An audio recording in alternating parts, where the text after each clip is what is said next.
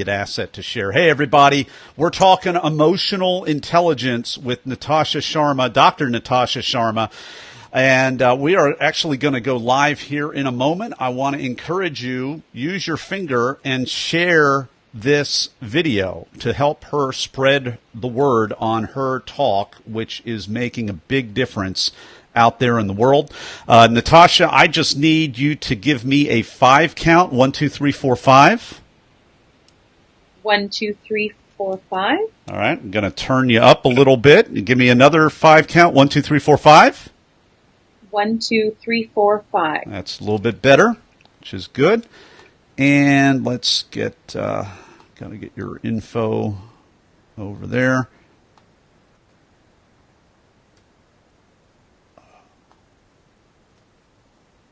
Oh, there it is right there. I need to...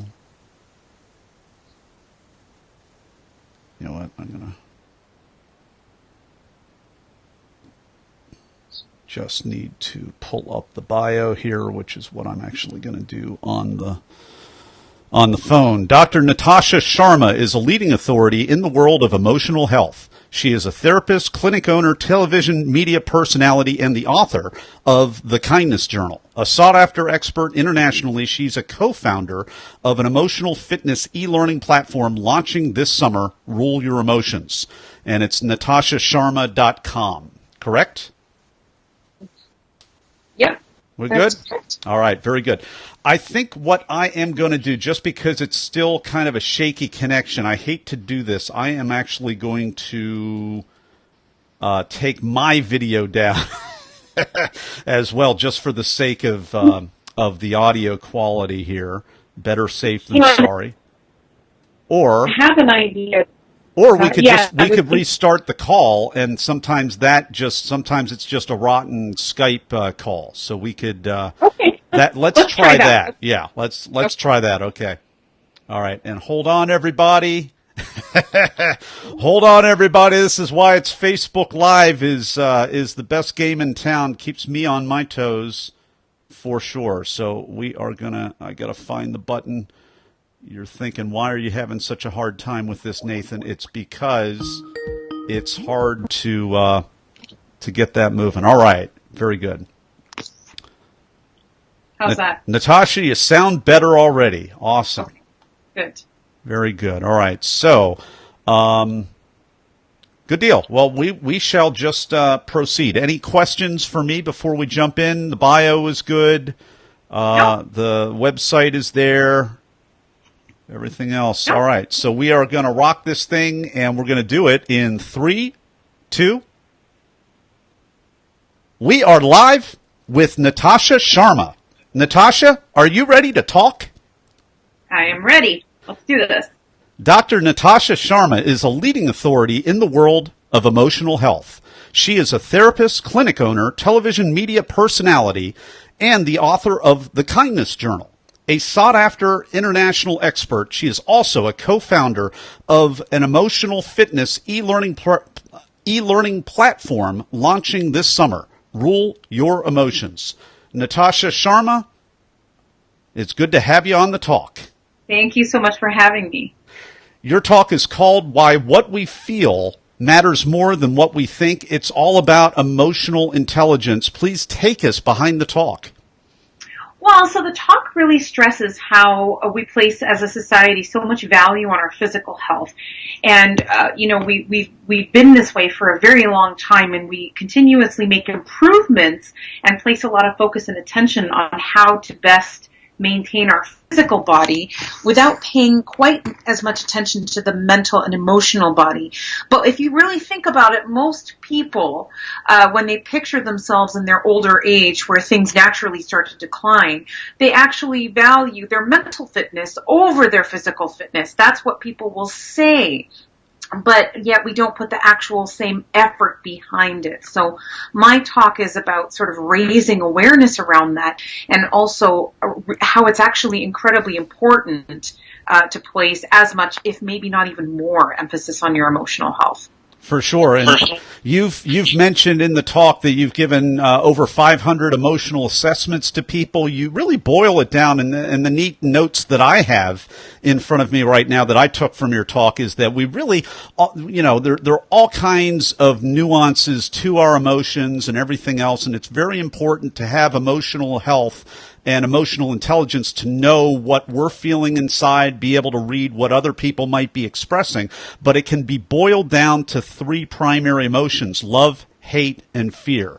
And everything else kind of springs out of a mixture. It's almost like a Venn diagram of those three emotions. Are those kind of the conclusive conclusions from your assessments? Are there some other things that are in there that are relevant to share? Well, the three emotions don't really stem from my assessment so much as my clinical experience, that those tend to be some of the strongest drivers of our behavior. My assessments really center around the fact that we place a lot of value on conventional intelligence, like cognitive things, cognitive functioning, and IQ, but actual studies reflect, and life reflects, that it's the other kinds of skills that are far more predictive of happiness and success. And those kinds of things are less quantifiable, but they include things like being able to persist in failure, being able to interpret your failure in a way that is healthy and conducive to continuing to explore and try and move forward in your life and set new goals and continue in your pursuit of those goals.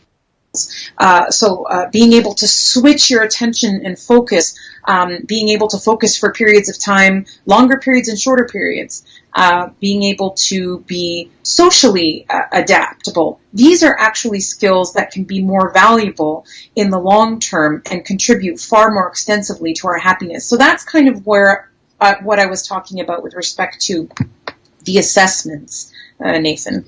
Natasha, this is really becoming the theme of the day, emotional intelligence, because I've already, in the interviews that I've conducted today, one in particular with a job hunting expert, Sarah Baker Andrus, from earlier this morning. It's really any kind of work, any kind of relationship, any kind of partnership where you're accomplishing anything. It depends entirely on emotional intelligence and whatever, basic skills that you're bringing to the table. Really, emotional intelligence really seems to be the glue that allows us to be able to work together with other people for any length of time. So it's really been fascinating to think through just that part of our lives of finding meaningful work, gainful employment, or, being a consultant or an entrepreneur, and being able to partner with clients for any length of time in exchange for money and in exchange for gainful employment, and the role that emotions and emotional awareness and intelligence really has in that sector of our life. What are your thoughts about that, Natasha? Well, I agree. I think it's important to define what exactly that means, what emotional intelligence is. It is something that we can learn. That's my first point. But it really comes down to understanding that we live our lives emotionally. We don't live them cognitively. And what I mean by that is how we the value that we place on our life, and the quality of the life is determined by how you feel.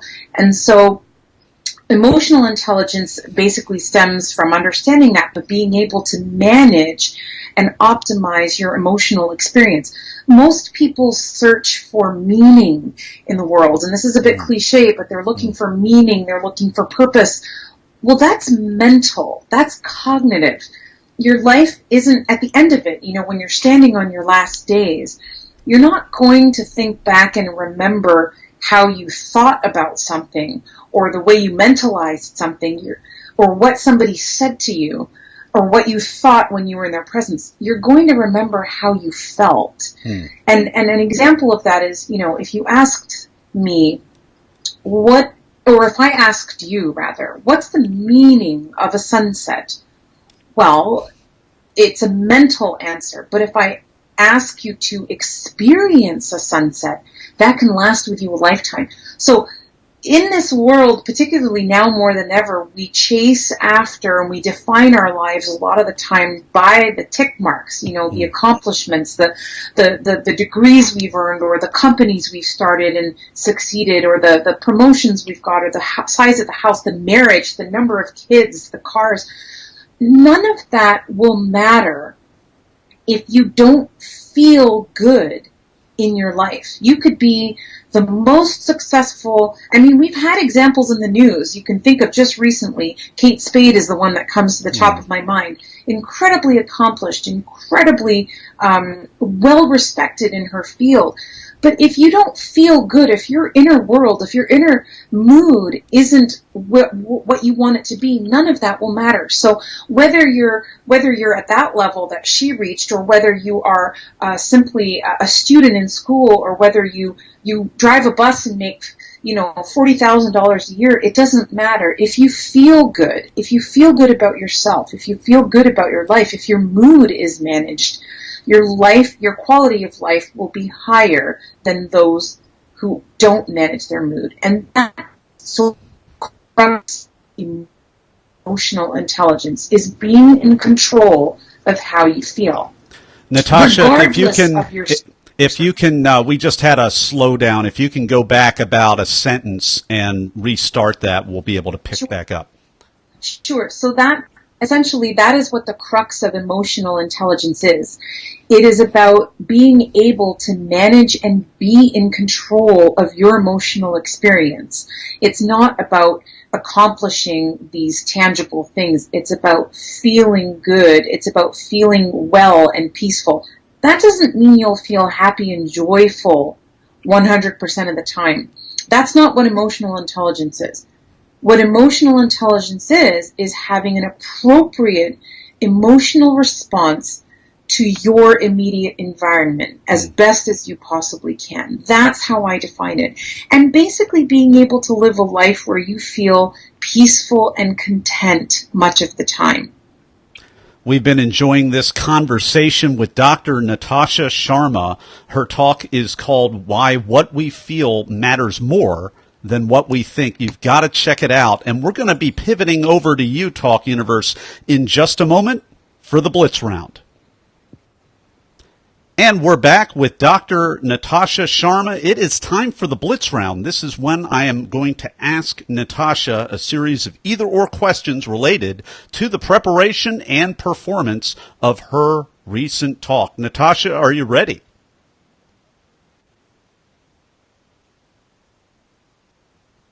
Natasha, are you ready? Oh, wow, the audio went way down. Oh, my word, I can barely hear you. Oh, Can you hear me? Can you hear me now? I can hear you now. Perfect. Excellent. See, Skype is keeping our emotional intelligences high. Right, we're pivoting over here. Oh my gosh. Skype, you are the best. Not really, but all right. So I'm about to ask you a series of either-or questions related to the preparation and performance of your recent talk. Are you ready? I'm ready. Okay. First question, were you selected to speak or did you apply? I was selected. Are you a memorizer, an improviser, or a blender? All three. How did that work for you?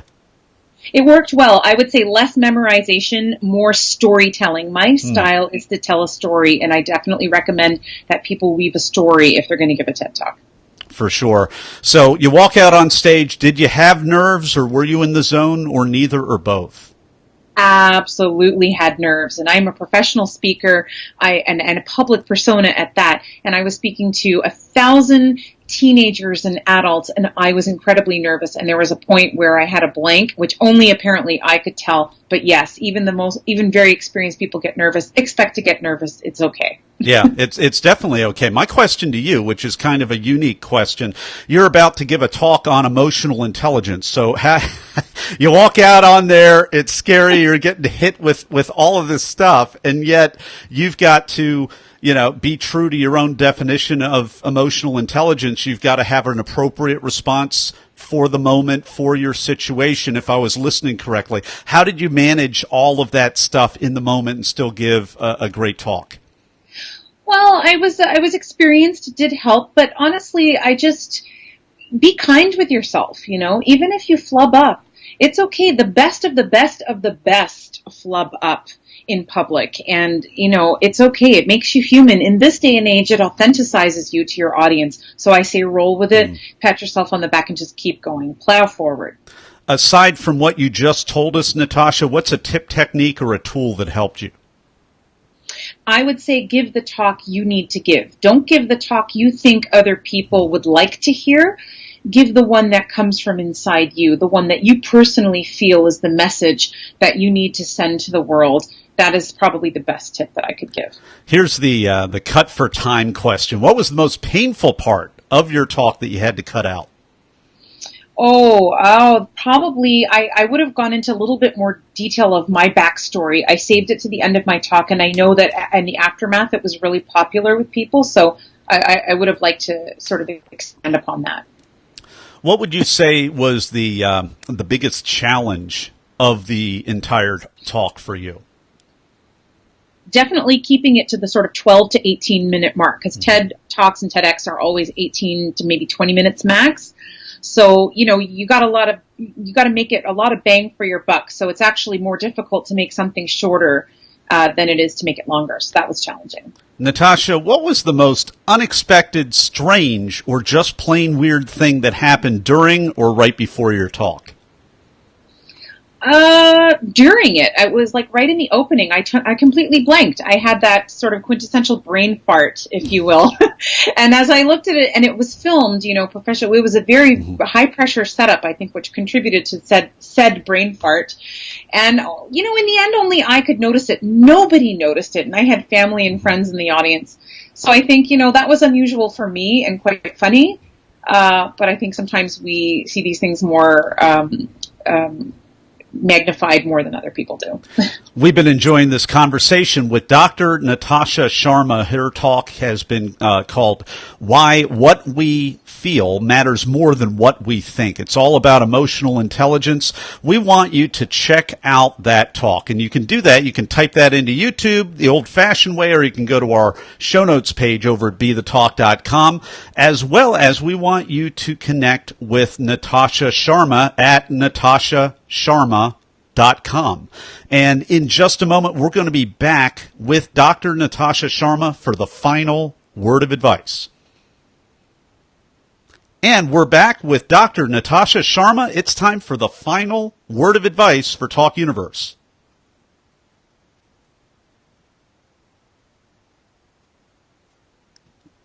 My final word of advice? Your final word of advice. I'm like waiting for you to ask me. Okay, my final word of advice to listeners would be to realize that in this world you are going to make mistakes, and sometimes royally. And just remember that if you are not making mistakes, you are not growing and you are not learning. So please learn, if you haven't done this already, learn to reframe your mistakes, your flubs, your screw-ups, your mess-ups, and learn from them. Like, don't keep repeating them. Make amends if you have to. But please don't be so hard on yourself and think that you need to be perfect, because nobody in this world is. I love that. Dr. Natasha Sharma, thank you so much for coming on the talk today and sharing your wisdom with Talk Universe. All right. That's a wrap. Thank you so much. All right. You're welcome. How did it come across on your end? I just want to make sure Great. It was Okay. great. That's why I have my editor people. Now we are still on Facebook Live, and any final words for Live Universe out there on Facebook Live before we go offline and actually have the private conversation that you might be thinking we're having, but we're not quite having quite yet. Facebook, I love it. I love that. I think it's authentic. Facebook Livers. I wish we could have been face to face, but there's plenty of my face out there on the internet if anyone wants to see it. And I've enjoyed being with you all today. Awesome. All right. Well, we'll see you. And don't forget to wiggle your finger over the share button. Somebody needs to hear this important message on emotional awareness, emotional intelligence. It's so important. Take care, everybody.